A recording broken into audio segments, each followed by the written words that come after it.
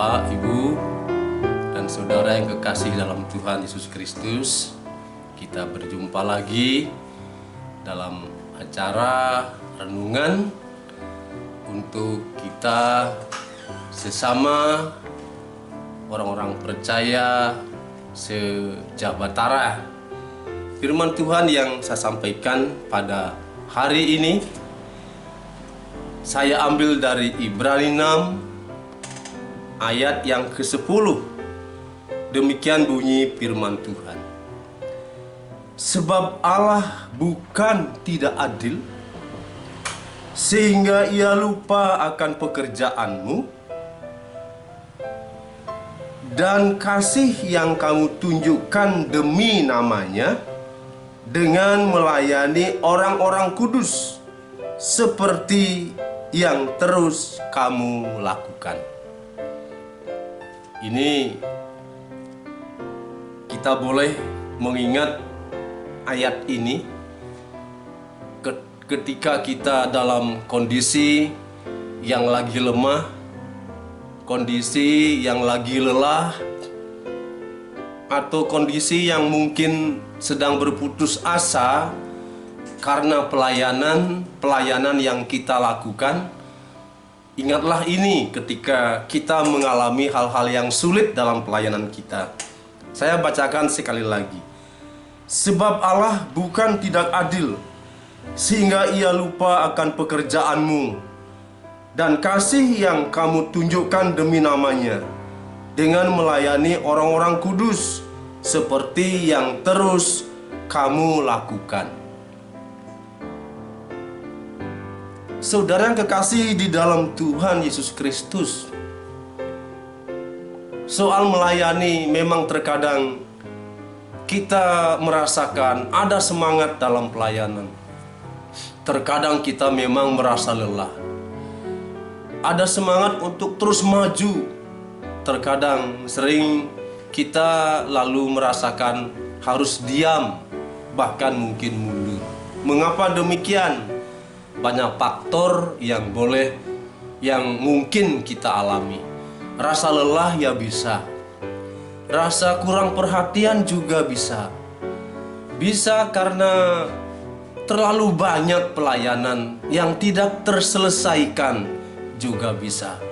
Ada banyak rencana-rencana belum dapat dikerjakan. Mungkin bisa. Mungkin juga karena kurang adanya kerjasama dengan saudara-saudara seiman atau para pemimpin gereja atau hal yang lainnya. Atau kita mengalami terlalu banyak kritik dan sebagainya. Ketika kita merasa semuanya terlihat sudah kita merasakan jalan buntu, rasa sedih, mungkin kita merasakan ada kepahitan barangkali. Ingatlah ayat ini yang mengatakan, sebab Allah bukan tidak adil, sehingga ia lupa akan pekerjaanmu dan kasih yang kamu tunjukkan demi namanya dengan melayani orang-orang kudus seperti yang terus kamu lakukan. Kita tahu bahwa Allah kita adalah Allah yang mengasihi. Bahkan Yohanes mengatakan dalam suratnya, Allah itu adalah kasih. Walaupun tidak bisa kita balik, misalnya kasih adalah Allah, ya itu kurang tepat. Tetapi yang benar adalah Allah adalah kasih. Ini menyatakan ketika ayat itu mengatakan Allah adalah kasih, itu berarti seluruh keberadaan Allah, Dia memiliki satu sifat ini, sifat kasih. Kasih kepada semua orang. Kasih terutama kepada orang-orang yang percaya kepadanya. Kasih Allah yang membuat bahwa Ia memberikan kasih karunia kepada kita untuk selamat. Oleh kasih karunia kita diselamatkan dengan cuma-cuma. Allah memiliki rahmat. Rahmatnya itu adalah rahmat kasih yang dalam, yang disertai dengan kemurahan. Oleh karena itu, rahmat Allah membuat Allah berbelas kasihan kepada orang-orang yang binasa, yang sedang binasa. Allah menaruh belas kasihan yang sangat dalam. Karena itu Allah memberikan kasih karunia. Kasih karunia Allah di dalam Yesus Kristus adalah barang siapa percaya kepada Yesus tidak binasa, tetapi beroleh hidup yang kekal. Di sini kita melihat setiap perbuatan yang kita lakukan karena kasih. Ya, saya bacakan lagi.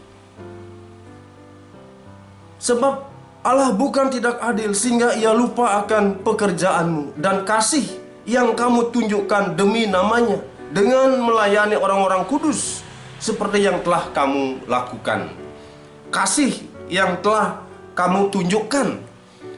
Ayat ini mengatakan, ketika kita berbuat kasih, maka kasih itu langsung bergetar menuju kepada Allah. Allah merasakan kasih yang kita lakukan. Perbuatan sedikit karena kasih kepada saudara-saudara seiman, kepada sesama kita manusia, itu langsung berhubungan dengan Allah. Dan ada getaran yang sampai kepada Allah karena kasih yang kita lakukan. Mengapa demikian? Karena kita orang-orang yang percaya telah menerima kasih Allah. Dan kasih itu ketika kita melakukannya, maka Allah yang Maha Kasih itu merasakan dan ikut. Dia merasakan kasih yang kita lakukan kepada sesama kita. Itulah sebabnya bahwa ketika kita melakukan kasihnya, memberi kasih kita kepada sesama kita, maka Allah juga turut merasakannya. Apa kasih yang kita lakukan kepada sesama kita? Mungkin kita adalah orang tua yang sedang mengajari anak-anak kita tentang Yesus Juru Selamat.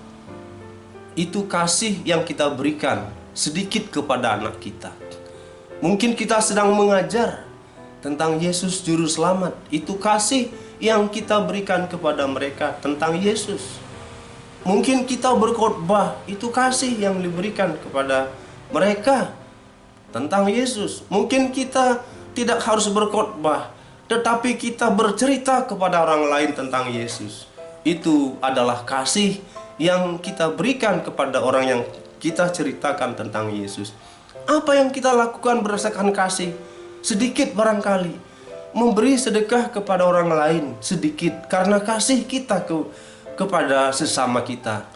Mungkin kita memberi pertolongan. Mungkin kita memberi minum sedikit kepada mereka karena kasih. Atau mungkin memberi sesuatu yang besar. Atau kita berkorban sesuatu yang besar karena nama Yesus, karena kasih Yesus. Tuhan tidak pernah lupa apapun perbuatan kasih yang kita lakukan, sedikit pun, kecil sekalipun, Tuhan pasti akan mengingat terus-menerus tentang kasih yang kita berikan kepadanya. Jadi tidak ada perbuatan kasih yang terlupakan oleh Allah. Sekecil apapun tidak akan terlupakan. Allah Maha tahu dan Allah Maha hadir di mana-mana. Allah melihat sekaligus peristiwa lampau, peristiwa sekarang dan peristiwa yang akan datang. Allah tahu sekaligus. Allah tahu sekecil-kecilnya. Jumlah rambut di kepala kita Tuhan tahu. Artinya, perbuatan sekecil apapun Tuhan pasti tahu. Dan firman Tuhan mengatakan, Allah tidak akan pernah lupa terhadap perbuatan kecil karena kasih yang kita berikan kepada sesama kita. Bapak, Ibu, dan Saudara yang kekasih dalam Tuhan, ketika kita melayani memberi yang besar, ketika kita merasa sudah sampai kepada puncak kehormatan karena melayani, barangkali pada akhirnya kita menjadi kecewa. Mengapa menjadi kecewa? Karena orang tidak ada yang mengingat pelayanan kita. Seakan-akan panas setahun dihapus oleh hujan sehari. Perbuatan yang kita lakukan begitu besar. Sudah memberi ini, sudah memberi itu. Melakukan ini, melakukan itu. Bahkan mungkin seluruh keberhasilan gereja itu sangat berperan kepada kita, namun tidak ada orang yang mengingatnya. Bahkan seakan-akan orang tidak menganggap kita bahwa kita telah terlibat dalam pelayanan itu. Mungkin semuanya telah terlupakan, tetapi firman Tuhan mengatakan Tuhan tidak pernah lupa. Sedikit pun yang kita lakukan, Tuhan pasti akan ingat. Jadi ini yang harus kita yakini. Firman ini firman Tuhan.